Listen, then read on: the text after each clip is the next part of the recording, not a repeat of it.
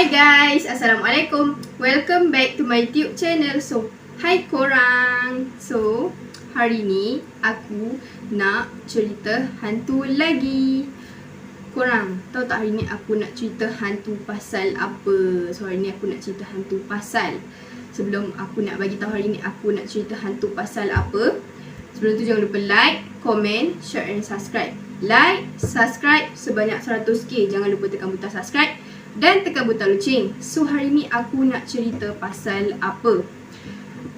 Korang mesti nak tahu. So hari ni aku nak cerita pasal, sebelum aku nak bagi tahulah kan. Okay, thanks kepada yang singgah ke channel YouTube aku, dah tengok semua video baru aku, dah like semua video baru aku. Thank you so much. Aku doakan semoga korang semua dimurahkan rezeki dan dipermudahkan segala urusan. So hari ni aku nak cerita hantu pasal bercuti di Tasik Raban.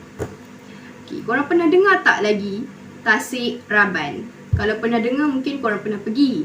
Kalau tak pernah dengar tak apalah. So aku tak pernah dengar lagi Tasik Raban ni, bercuti di Tasik Raban. Aku tak pernah dengar. So aku akan cerita pasal bercuti di Tasik Raban untuk hari ni. So sebelum aku nak cerita tu, jangan lupa subscribe, jangan lupa like video ni sekali.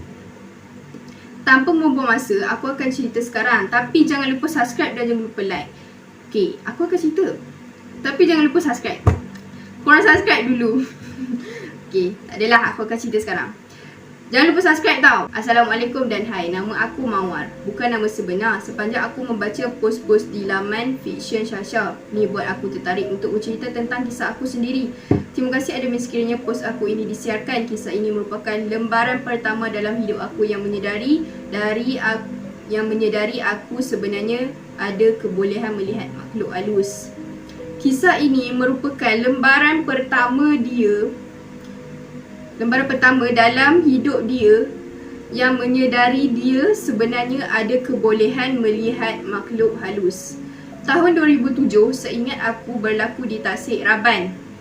Pada tahun 2007, seingat dia lah kan, berlaku di Tasik Raban, Gerik, Perak. Sebenarnya percutian kami ni tak dirancang pun. Kami menginap di salah satu tempat penginapan seperti chalet di Tasik itu. Diorang menginap di salah satu tempat penginapan seperti chalet. Sekejap, aku tak boleh sebut lah. Chalet kot. C-H-A-L-E-T di Tasik itu.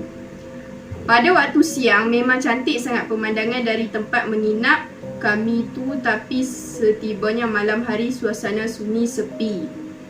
Pada waktu siang memang sangat cantik, tapi setibanya malam hari suasana sangat sunyi sepi. Memang nak keluar melepak dengan chalet pun takut.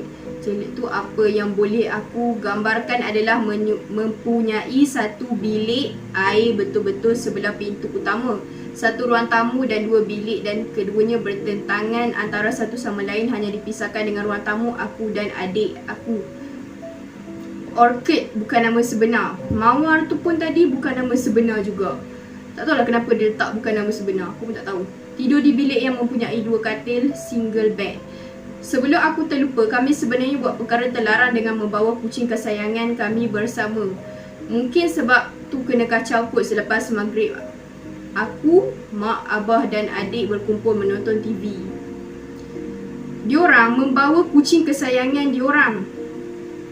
Mungkin sebab itulah diorang kena kacau selepas maghrib. Dia, ayah dia, adik dia berkumpul menonton TV. Sekitar waktu isyak aku sedang SMS dengan rakanku. Jadi aku terus masuk bilik sebab dah bosan menonton TV. Jadi dia pun terus masuk bilik sebab dia dah bosan dah tengok TV.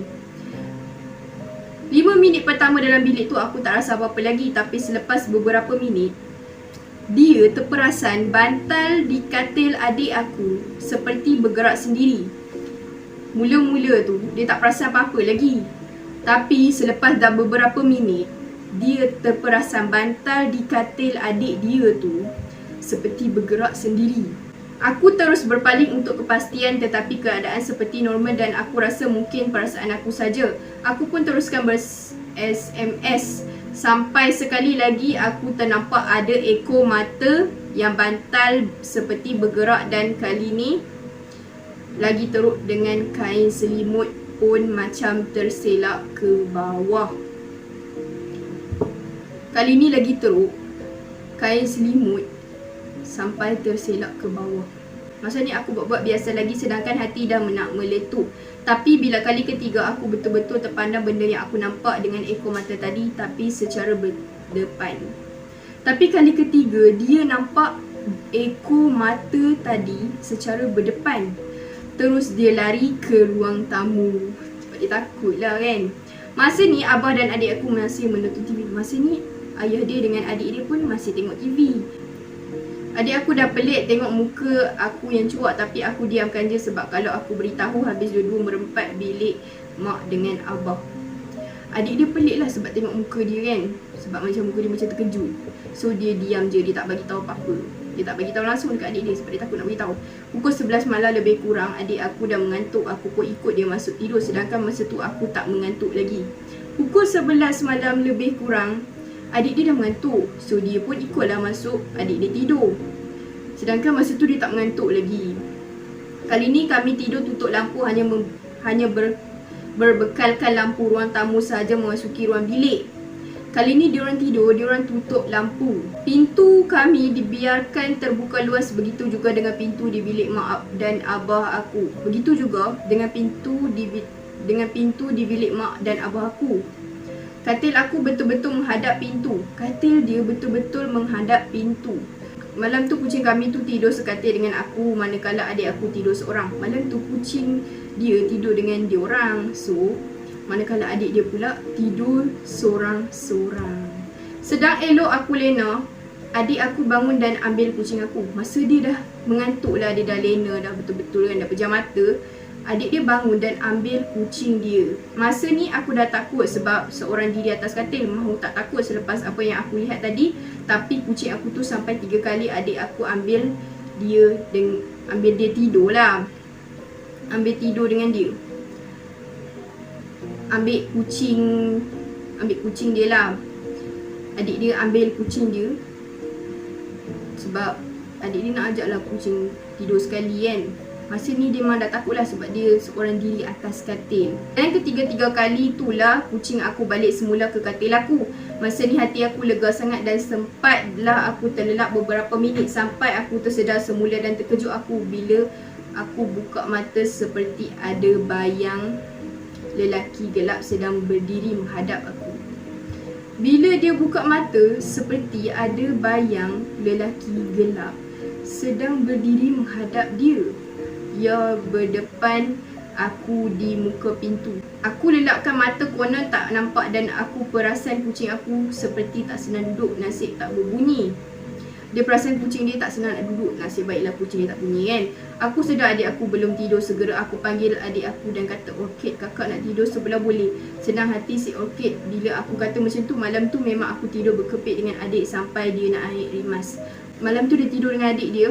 Memang dia tidur berkepit dengan adik dia lah sampai adik dia rimas. Yelah dah 2 kali aku kena kacau. Sebab dah 2 kali dia kena kacau. Nasib lainnya sampai pagi. Paling best kucing kami yang tak mahu tidur sekatil dengan adik aku tiba-tiba elok celah-celah kaki kami berdua dan sampai pagi juga. Pelik kan? Esok tu selepas check out semasa dalam kereta aku buka cerita tentang apa yang dah terjadi malam tu. Esok tu lepas check out semasa dalam kereta tu dia bukalah cerita apa yang terjadi pada waktu malam tu. Masa inilah adik aku beritahu kenapa dia nak sangat kucing kami tidur dengan dia. Rupanya malam tu dia rasa ada sesuatu di tepi katil. Masa inilah adik dia beritahu kenapa dia nak sangat kami tidur dengan dia. Rupanya malam tu dia rasa ada sesuatu di tepi katil dia. Ya, tepi tu jugalah aku tidur malam tu. Katil adik aku ni sebenarnya sebelah tangan. Katil adik aku ni sebelah dengan tingkap, jadi dia rapat. Rasa tiba-tiba bergoyang walaupun tak ada angin kuat. Katil adik dia ni sebenarnya sebelah dengan tingkap, jadi dia dapat rasa yang langsir tiba-tiba bergoyang walaupun tak ada angin. Mak kami apalagi terus membebel sebab kami berdua terlalu berani. Sebenarnya kami tak berani pun. Mak dia orang pun terus membebel lah sebab dia orang berani kan, terlalu berani. Sebenarnya kami tak berani pun, tapi kami lagi takut terpaksa keluar bilik dan lalu di ruang tamu untuk ke bilik mak dan abah kami. Waktu tu sekolah lagi, konon-konon takut benda tu tahu yang kami nampak dia kalau kami lari. Waktu tu sekolah lagi, konon-konon takut benda tu tahulah nampak yang diorang lari. Selepas dari tu bermulalah hijab aku ni boleh rasa dan nampak dengan ekor mata. Tak suka pun kelebihan ni sebab aku penakut, tapi hanya percaya Allah akan ada. Terima kasih sudi baca kisah aku ni. Okey korang faham tak hari ni aku cerita pasal apa? So cerita dia sampai sini saja.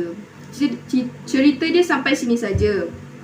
Okay, so korang faham tak hari ni aku cerita pasal apa? Yang mana tak faham sila komen kat bawah. Yang mana faham pun sila komen dekat bawah. Sekiranya komen buka.